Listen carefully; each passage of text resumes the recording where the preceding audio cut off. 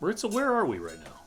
We are at Jack Jerome, a small business in the, well, right behind University Village, men's and women's clothing store. It's been here for quite some time, and I've gotten to know the shop owners because they're neighbors. Basically, I live nearby, and we love coming here and have been coming here, like I said, for years now. And they've gotten broken into 5 times, and their front door has gotten they've had to replace the glass 2 or 3 times, and they've suffered losses, financial losses in those 5 times that they've gotten broken into. And it's just emblematic of what many of the businesses, not just in this area, but in other parts of the D4 are experiencing, like up on University Avenue and in Wedgwood and other parts of the district, and just across the city, what small businesses have been having to deal with pre-pandemic, but especially post-pandemic, which is really tragic, right, Chris? Because they were closed for quite some time during the pandemic. They sustained losses for being closed, and then post-pandemic, they're just trying to make it, and then they have to deal with the public safety issues that have really heated up since the pandemic. And that didn't happen prior to the pandemic? These kind of break-ins? They did happen prior to the pandemic, but we know that post-pandemic things have just gotten progressively worse, all the way around with store break-ins and other public safety issues across the city. Why did you decide to run for this position to replace Alex Peterson? Yeah, well, when Alex Peterson decided not to run, our kids we have 2 girls that go to Ingram High School, where there was a school shooting in the fall.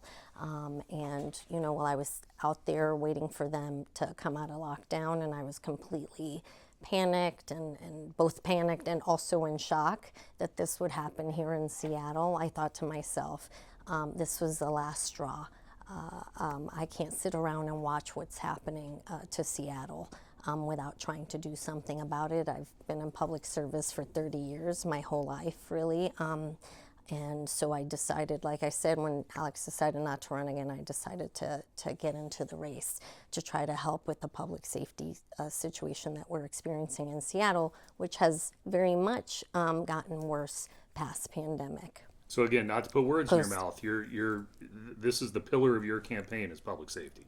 Yes, it is. It's the thing that I care the most deeply about. I have a sense of urgency about public safety. I don't feel like this current council has put the urgency to public safety that we need to have. And we all need to roll up our sleeves and work together to address the public safety issues that are being experienced across the city, like this particular small business has experienced. So when I look at your website and I look at the endorsements, I see that you have the endorsement of Bob Ferguson, the endorsement of Bruce Harrell. Does that make you the establishment candidate? I don't think that makes me the establishment candidate, but I think it shows that I work across the city with many folks to really come together and make things happen. I worked in the Harrell administration, as we've talked about, in the Office of Arts and Culture. I worked in the Durkin administration. I worked with Tom Rasmussen, who's also endorsed. I worked in his office when he was city council member. And so I just really have worked my whole life to improve the lives of community. I come from a very poor community. My parents are Puerto Rican. They came to the mainland for opportunity. They were very poor.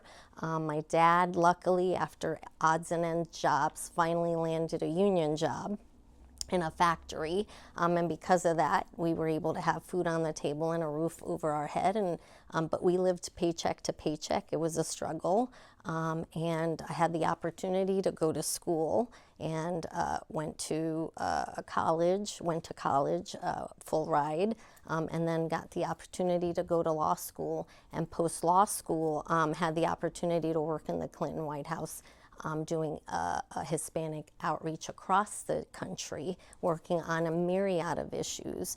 And I was really excited to have that opportunity because I felt very strongly post-law school that I wanted to give back to community. I was one of few kids in my neighborhood who made it out of the neighborhood, if you will. And I felt really strongly that I wanted to work on policy issues where I was going to help better the lives of folks in my community, but not just in the Latino community, other underserved communities. And that's what I've done my whole life. So how does working in arts and culture prepare you to do more than that and be a city council member? Yeah, well, arts and culture, I've learned a lot working in that office, actually. The artists in town are like small businesses. They provide, they're creating something to sell in many instances, and they need job opportunities across the city. And many of them, they don't think themselves as a business, but they are. So they need, opportunities to be, for instance, certified as minority women and minority-owned businesses to have opportunities with the city and have contracts with the city. And post-pandemic, they've struggled. If you're an artist, that's one of the first things that I think folks stop buying art and patronizing the arts post the pandemic, and they've had a lot of struggles with being able to find job opportunities. So I learned a lot about that, and that's not very dissimilar to other communities, particularly underserved communities who struggle to find work. And so, like I said, it's not very dissimilar to what some other communities are experiencing, and I learned that working in that office.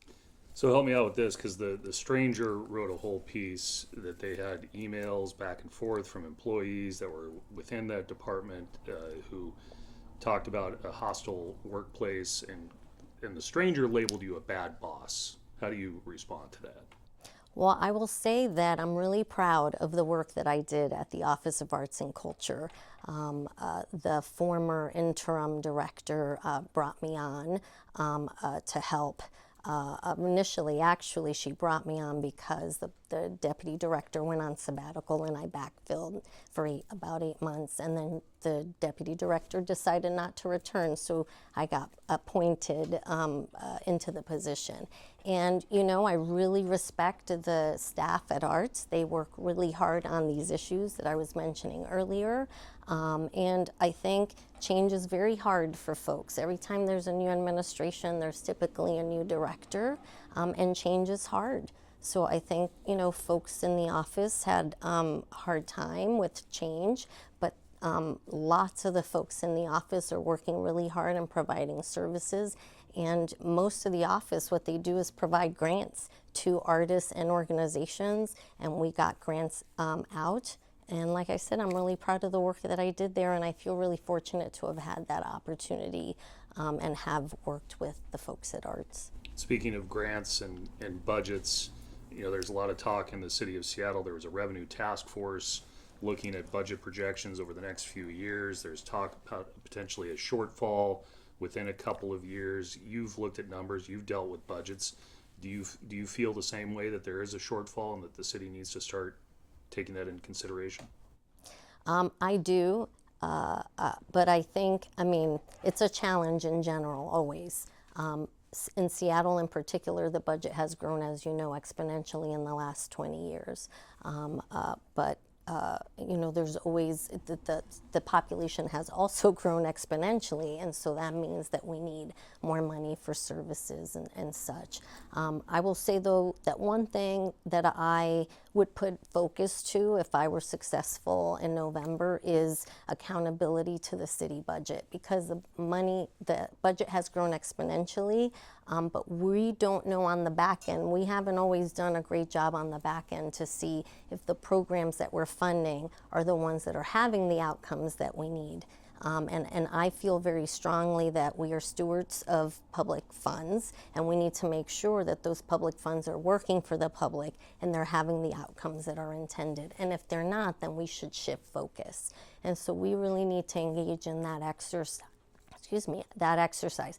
I think there's always a knee-jerk reaction when there is a shortfall in the budget, when we need more money to right away look at taxes and revenue. And we need to look at that, but we also need to give accountability and make sure that what we're currently spending money on is what is actually working for the city. So the people that are already discussing, hey, there needs to be a new progressive revenue stream, which is also code for needing a new tax. Are you in favor of doing that to maintain services? Well, I'm in favor of taking a hard look at the budget and making sure that the programs are have the intended outcomes, and if not, shifting direction. And if we engage in that exercise and then we need to raise more revenue, then I'm in favor of raising more revenue. You know, your district has dealt with crime, as you already mentioned, with this store, homelessness, this intersection of homelessness and crime. I'm asking everybody, I've heard all the ideas over the years now on the most complicated issue of our times. What's your one big idea to change the trajectory of homelessness in this city? I feel really strongly, Chris, that we need to give equal focus to temporary housing solutions as we're giving to permanent housing solutions. I fully support permanent supportive housing with wraparound services for folks that need it. But in the interim, we're letting people sleep on the street.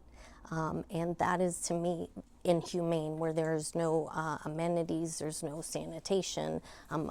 Letting people sleep on streets is inhumane. And so we need to really give equal focus to temporary housing solutions, like temporary sheltering, hoteling, and tiny homes. And on the tiny home side, I've talked to firefighters who tell me, those are working really well. We rarely have to go out to a tiny home village. And folks are indoors. It's temporary, but they are indoors and sheltered, and there are amenities like porta potties, etc., that are being maintained at those villages, and they're working. So we ought to do more of that, in addition to continuing our efforts on the permanent supportive housing.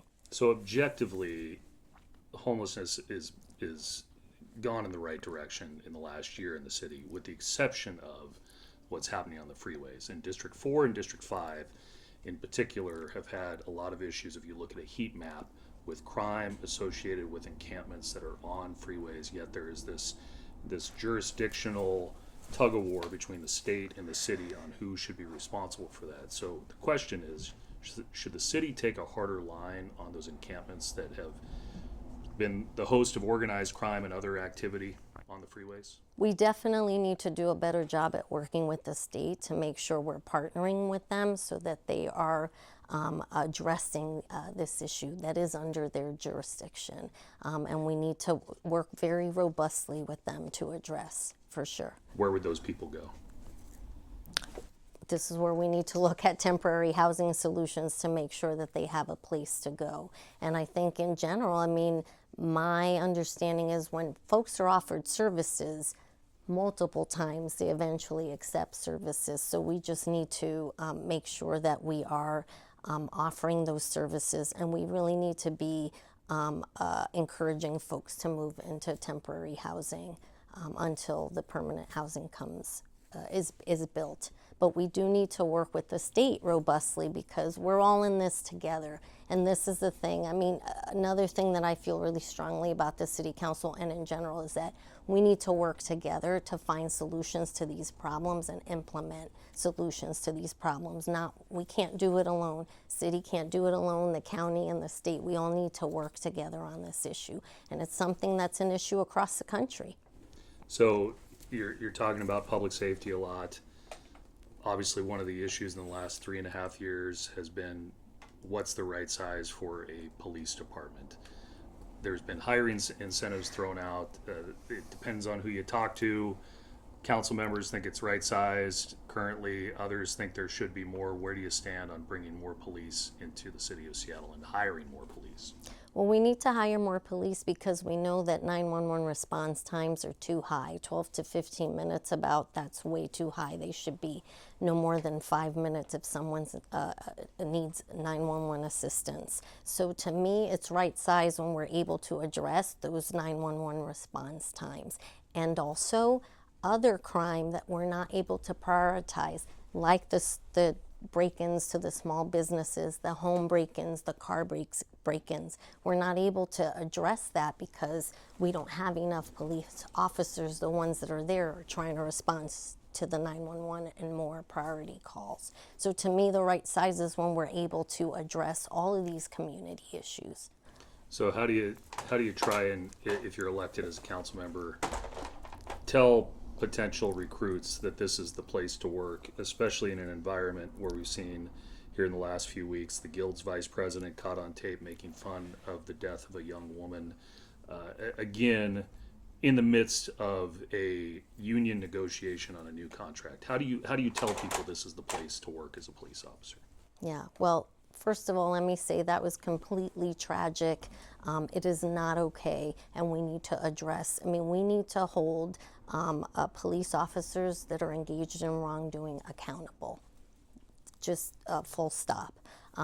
In general, in terms of, we do need to work with young people to want to do these jobs. We need to work on changing the culture in the police department, so we need to work on training, and we also need to work with young people to want these jobs, to your point. And I think one thing that we can do is something that the fire department did. They did a collaboration with the Seattle colleges to do a certificate program for firefighters. In order to be able to recruit to the fire department, we ought to look at doing something similar with the police department so that we're able to work with young people. That also, not only does it help with recruitment, it helps with culture change because you're working with young people, and the culture change is a process. But we definitely need to address training with the current police officers that we have. So if you're elected, potentially you could be in the middle of this discussion on negotiating a union contract, it having to go through the Seattle City Council. There's a lot of discussion about what should be in that Guild contract in terms of accountability. What should be in a new Seattle Police Guild contract? Well, Chris, that's a great question, and if I am successful, it's something that I will dig into. I think in general what I can say is that we definitely need to have mechanisms for accountability for officers and those officers that are engaged in wrongdoing in communities. So we definitely need to have accountability, and I look forward to working with the mayor and the police department if I'm successful in November on these issues. I'll say I've met a lot of police officers that are doing great work, and I know that some are not. And so we really need to hold those that are not accountable and support the ones that are doing a good job with community and in community. How do you think you're different than your opponent? I know there was a press release a few weeks ago where you called him extreme and, quote, living in fantasy land. Yes, well, he put out a tweet that said he did not support prosecuting drug dealers, which I think to me is reckless and totally unacceptable. There are, I grew up in the Bronx in New York, in the inner city, mostly black and brown, low-income neighborhood. And drug dealers were, at the time, it was the era of crack cocaine, and drug dealers were hooking our friends and family on crack and really decimating our neighborhoods. We felt very strongly in the neighborhood that we wanted drug dealers put away, and we needed services for our family members.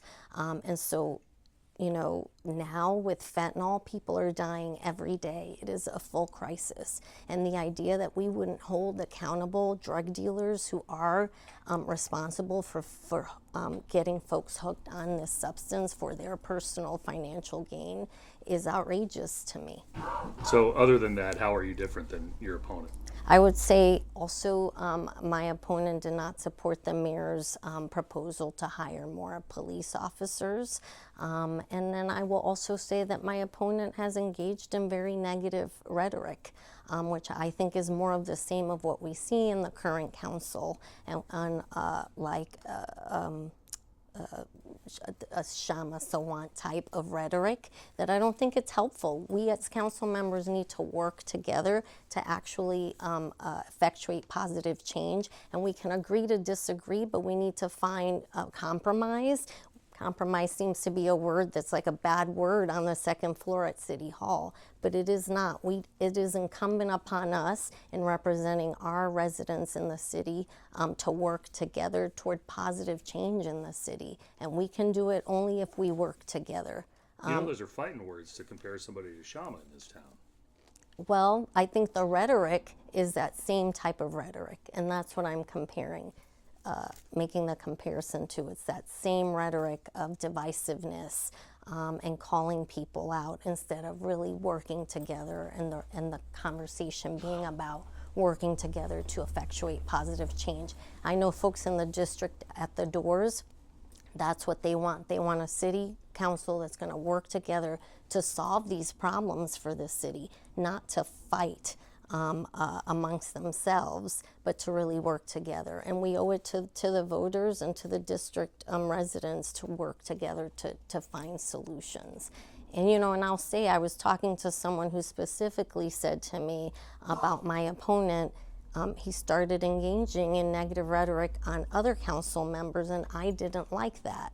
And I think folks are tired of the negative rhetoric. They really want to see folks working together. And I'll say, when I worked for Tom Rasmussen, the city council members didn't all agree, but everyone had civil discourse, and they worked together to find compromise and positive solutions for the city. And I saw that. Sorry to interrupt. That leads into my last question, because I covered Tom, and I know what the tenor was in the city council while Tom was there, and Sally Bagshaw and Tim Burgess and others, and I have seen the last decade with Shama Sawant, whether you like her or not, the temperature has been turned up in the last decade to the point where I've heard from people that they don't want to run for city council. Like, why run for city council and be subjected to that?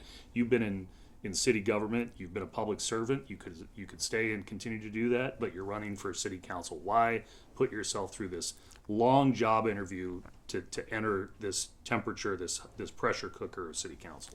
I'll say two things on that. Chris, why I got into this race was because of the school shooting at my kids' school. My kids are the reason I'm getting into this race. Everybody's kids and all of us collectively. And the second thing I'll say is, I am about hard work. I would have never made it out of the Bronx, where that temperature was always high for one reason or another, if I didn't work hard and believe in what I was doing was for the betterment of everyone. So I am not afraid of a challenge. Like I said, I would have never made it out of the Bronx if I if I wasn't scrappy. So I'm not afraid of the hard work and the challenge, because I feel so strongly that we need to work together to get this city back on track. I've been here 22 years, and I picked Seattle because it was safe. I thought it would be a great place to raise a family. I had my girls here. They're being raised here. And I feel like we can get Seattle back to the place that I moved to 22 years ago if we all work together. Maritza, thanks for sitting down with me, and thanks for introducing me to some nice clothes.